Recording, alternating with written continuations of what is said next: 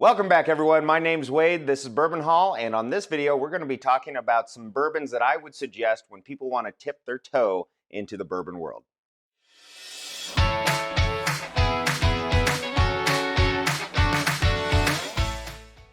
So this video all came about because my wife has shown a little interest in trying some new bourbons. She's never drank whiskey before, really, and so these are a few of my suggestions that I have in my bar that I'm going to have her try to build a palate, see where she wants to be. So I have a few suggestions and I'm going to go through a few of those. There are some that I don't have in my bar, and I'll put a list of those up in this video because I think it's probably appropriate to look at some of those as well when someone hasn't got into bourbon or whiskeys and they're a little bit interested. You don't want to burn them out with high proof. You want to do a little bit of a lower proof entry point and then kind of go up. Some of those I don't have, so like I said, I'll make a list here. So first, let's go over some of the things that I think are important when someone's trying to get into bourbon. One of the first things that I look at coming into bourbon when someone's hasn't really drank a whole lot of whiskey or hard alcohol and they are interested in trying some bourbons. What do we want in a bourbon and what do we want to suggest to those people? Lower proof, probably. And something that is a little bit more of the quintessential bourbon flavors, the vanillas, the light oaks, the caramels. We don't want anything too audacious because that could be very off-putting for someone that, really, they don't know what they're looking for. So I'm sure all of you can call on your experiences in the past of trying something that may be pretty highly touted, but it just was terrible at that time because you weren't ready for it, right? We have to build our taste buds and our palates up to experience some of the higher proof things.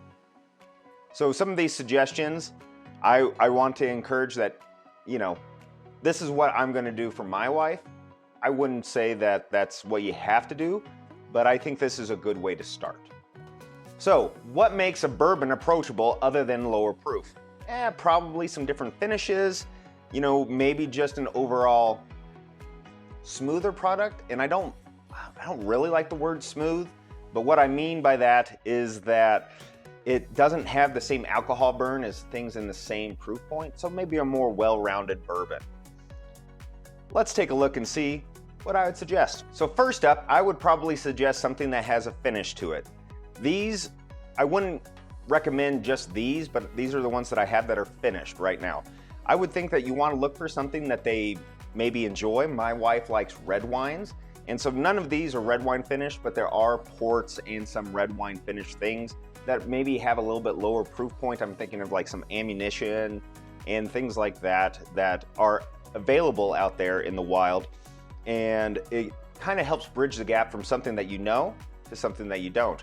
Now this Widow Jane Decadence, it's finished in maple barrels.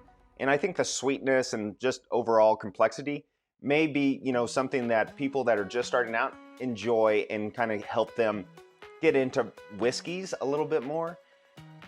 I'm not 100% sure, but I think that out of these three, this is the one that I'm going to go with for my wife. Now, I think if you have wives that really like rosés or different things, there's a lot of finishes out there. So take a look. That's something that I would encourage for any new whiskey drinkers to come in is, tip your toe into some of the finishes and see what they like.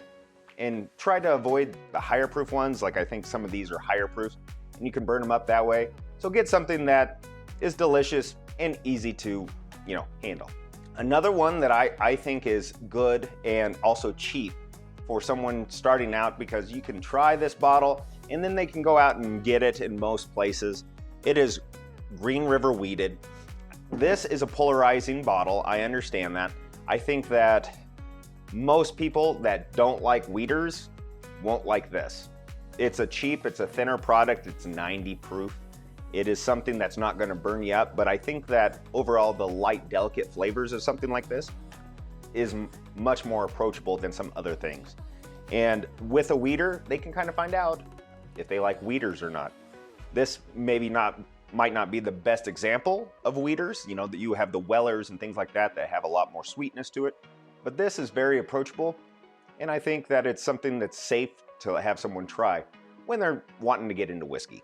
All right, I'm sure that you're expecting a few of these, and there's a reason for it. Buffalo Trace products. So got this big boy, and goodness, we enjoy that around here.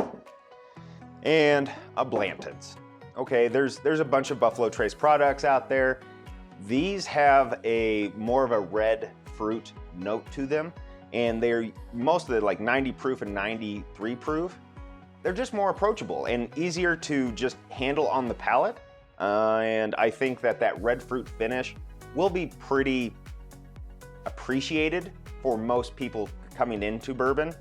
And I think with this one especially, I feel a lot of people know that this is a special bottle. Even if they're not into whiskey, most of the time they know. My wife sees these bottles and understands what they mean. I kind of hate that, but it's like the prestige around them. That's what I'm trying to say. So Buffalo Trace products, Eagle Rare's another one that I put in here. Obviously, they're not that easy to find from place to place. Sometimes they are. I think these are great things for people that are trying to get into whiskey. This is a great way, an introduction. That's something that's not overly proofy, but has a nice profile to it. Another one that I would suggest is Four Roses Single Barrel. About 50 bucks wherever you go. You can get these and find these in most places. I think that Four Roses Single Barrel is a great quintessential bourbon that has those caramels, those vanillas. It's easy. It's 100 proof. So it's a jump up in there, but I feel like the ethanol and everything is pretty subdued here. In the burn, I've got worse burn out of 80 proofs than this. So I think this is a really good bottle for beginners because it gives you a lot of the flavors that you should expect from bourbon. And it's overall, it's just a quality product, and it's something that if they enjoy it, they can go out and find it about anywhere. So like I said, those are a few of my recommendations that I'm gonna give to my wife. I'm gonna put a list here of some of the other ones that I would recommend for you to try out if you are just getting into bourbon, because I think that they're approachable and they should hold a lot of the higher quality that you wanna be looking for. Once you get your palate adjusted, that's when you can start trying some different things and have some higher proof things, because honestly, most whiskey drinkers, we appreciate higher proof because the flavor concentration is higher. So don't dive into that if you're just starting out, because it does burn, it does hurt, and we start to learn how to enjoy that even though it is sometimes painful. I know that's kind of a dumb way to say it, but think if you've ever started with beer, you've never had the first drink of beer and think like, oh, that is so delicious, I can't wait to try that. It takes a little while. So this is a good way to get started into your bourbon journey. My name's Wade. This is Bourbon Hall. I appreciate all of you watching and following. Leave a comment. Let me know what you would suggest for your bourbon person that is just starting out. Appreciate you all checking out. Until next time, let's drink some good whiskey.